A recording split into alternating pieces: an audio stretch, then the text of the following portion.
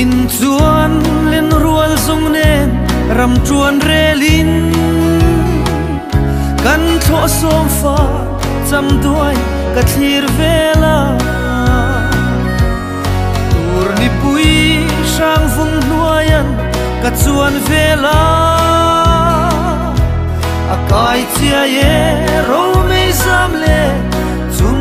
chileng ve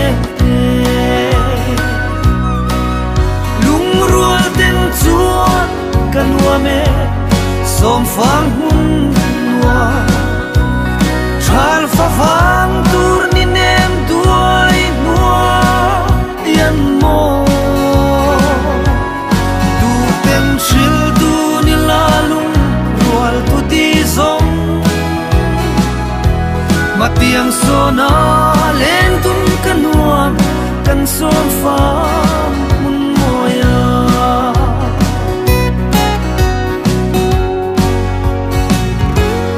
mate aram chuan rela ka don chang in kop lai di chen nu kha athar le tarang ton ni a her long mo ka don vela ling ten chuan zai reng ka rel no kan som phang moya lung rual ten chuan kan wa me som phang hun nuwa chal fa vang tur ni nem duai nuwa yan mo du tem chil du ni la lung rual tu ti zong matiang sona len tum kanuam kan som phang hun moya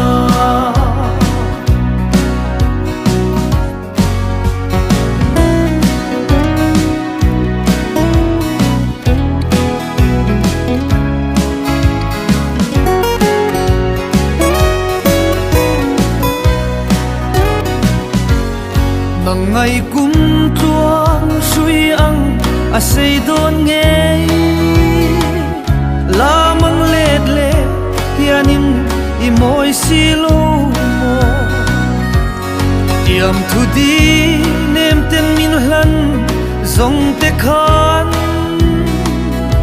mi fan chuak le voin ni chuan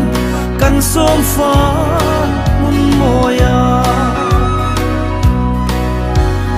rual ten chuan kan wa me som phang hun nuwa chal fa phang tur ni nem duai nuwa yan mo du tem chil du ni la lung rual tu ti zong matiang sona len tum kan nuam kan som phang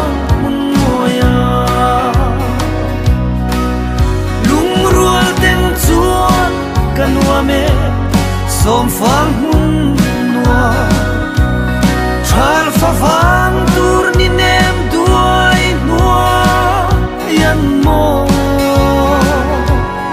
du tem chil du ni la lung rual tu ti zong matiang sona len tum kanuam kan som phang